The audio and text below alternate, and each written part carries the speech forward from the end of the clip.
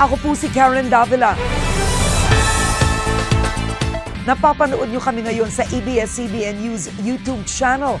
Makakasama natin ngayon isang personalidad na dating malapit sa Marcos administration. Ngunit ngayon, isa na siyang kritiko at sinabing tatakbo siya upang maging totoong oposisyon. Kasama natin ngayon, Attorney Vic Rodriguez. Maraming salamat. Thank you for accepting our invitation. Thank you, Karen. Magandang araw at maraming salamat sa iyong pag-imbita sa akin ngayong araw. Attorney Vic Rodriguez, when you filed your candidacy, sinabi mo na ang candidacy mo ay endorsed by former President Duterte. Anong ibig sabihin mo? Nakausap ka ba niya? Anong pinangako niya? Walang pinangako si Pangulong Duterte kung hindi ay susuportahan ako at yung kakausapin niya yung kanyang mga supporters, yung kanyang core group at upang ako'y tulungan mga kampanya.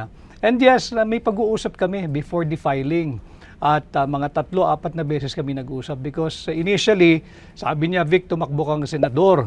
Ako hindi ko hilig ito, Mr. President, mas magaling akong nasa likod, tutulong na lang ako. And I was expecting that he will be the one to run for senator. And I will go all the way for him.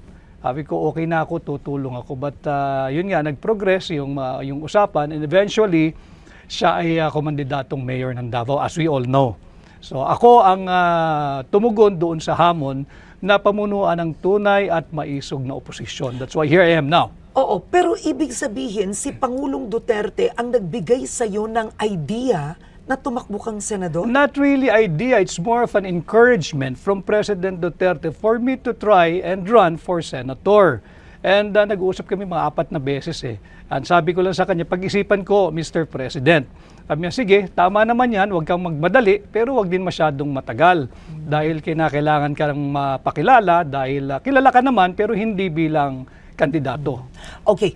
Attorney Rodriguez, sumikat ka bilang spokesperson, abogado ni Pangulong Bongbong Marcos. Buong kampanya, ikaw ang kinakausap ng lahat. May libro ka nga ang nakalagay, Kingmaker. Kabilang ka behind the scenes sa campaign. Isn't this absolute betrayal? From Marcos, ngayon na kay Duterte ka na. Magandang tanong yan, Karen. I have always been Duterte Marcos. And noong 2022, Marcos Duterte. At hanggang sa ngayon, magkasama kami ni Duterte. Ang nawala yung Marcos. Yan ang dapat mapaliwanag nila. Kami ni Duterte magkasama pa rin hanggang ngayon.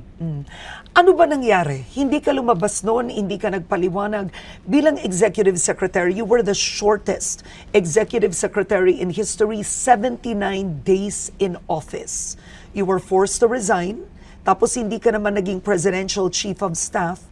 What really happened? Bakit ka natanggal? I think the shortest na naging ES ay si former ESN Senator Ed Angara during the time of President Erap. Kasi abbreviated yung term ni Pangulong Estrada eh. And ako ay inappoint bilang Presidential Chief of Staff after my stint as Executive Secretary. But sa tingin ko nga noon, hindi na untenable na yung sitwasyon namin sa Malacanang. Ako hindi ko na kailangan yan. Bakit sino ba kaaway mo doon? Yung mga gustong maging Pangulo pero hindi naman binoto ng tao. Yung mga astang Pangulo, wala namang mandato. Marami ron sa Malacanang. At alam naman ng taong bayan who I'm referring to, at hindi lang isang tao yan. Kaya nga nagkakagulo ngayon ang ating bansa.